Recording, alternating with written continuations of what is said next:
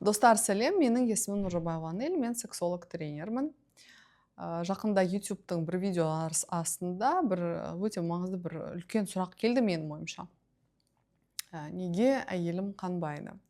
Бұл тақырып өте ауыр тақырып, себебі бұл әйелге де байланысты, еркекке де байланысты, жалпы ерлі-зайыптыларға екеуіне де өте қиын тақырып да, себебі әйел тарапынан қанбаса реніш пайда болады, уайым, недовольный да жүреді, да, настроениясы жоқ әйел жүреді.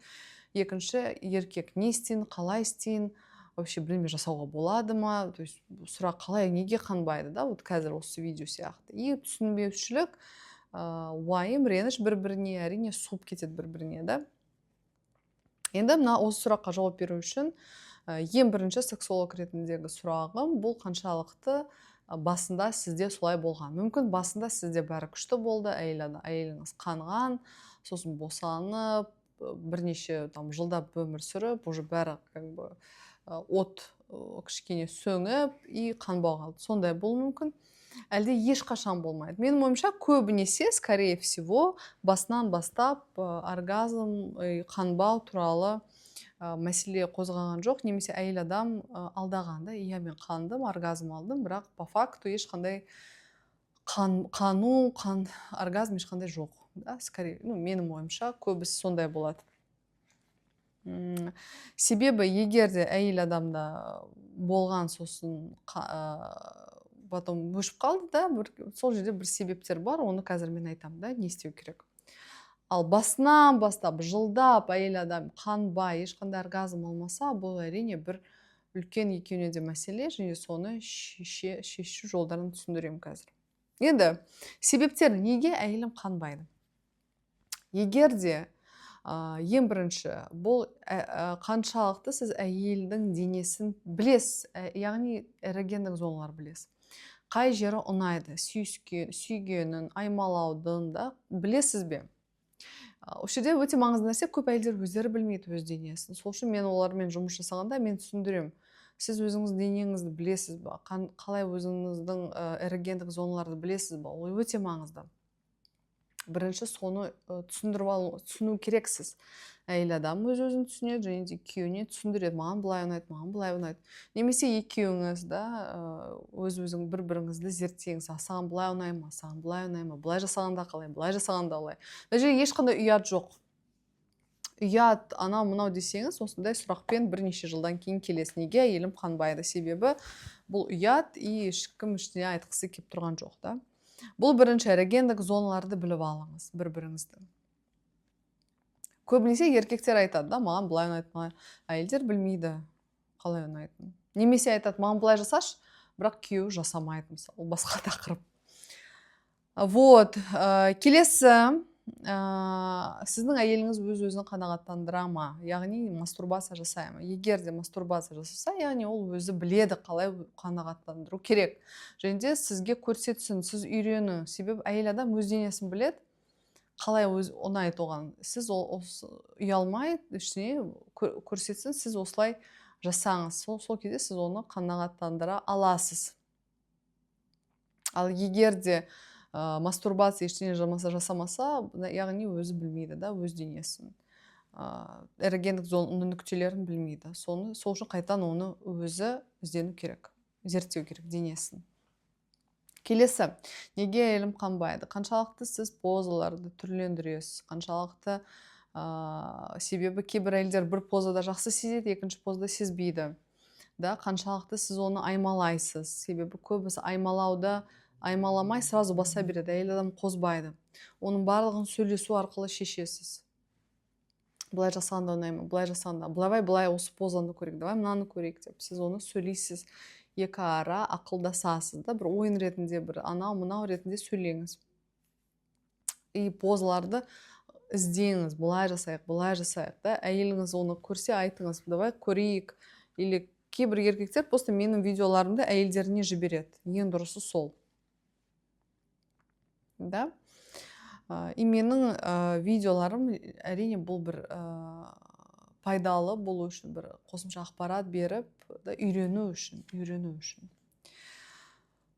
Яғни қану үшін әйеліңіз ең бірінші аймалау, сүю, эрогендік зоналарды білу, түрлі және де түрлендіру позаларды ауыстырасыз ба. Егер де үйде бала шаға анау мынау үйдегілер көп жүрсе, бір жерге шығып барыңыз. Романтикалық әйел адам кішкене атмосферасы өзгеріп, өзі кішкене қызығушылық пайда болып, уже төсекке қызығады.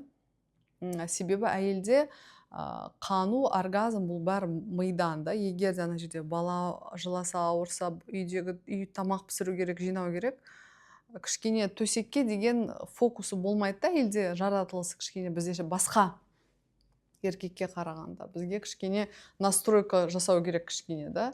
Резко жасай алмайды әйел адам. Оны түсіну керек. Еркек адам резко төсекке желание болса баса береді. Әйел адам резко төсекке баса бермейді да. Себебі бізде психологиялық түрде настройка керек. Ол үшін әйел адам өзі де настройка жасау үйрену керек да. И плюс күйеуінің көмегімен да. Аймалау, сүю, эрогендік зоналарды ұстау арқылы да. Екеуіне не істеу керек? Ең бірінші, әйел адам өзін зерттеу керек. Денесін, қаншалықты өзін ләззат мастурбация арқылы да, или тренажер, или вибратор арқылы қанағаттандыра алады сұрақ. Себебі қанағаттандыра алса, яғни сіз де оны қанағаттандыра аласыз. Екінші,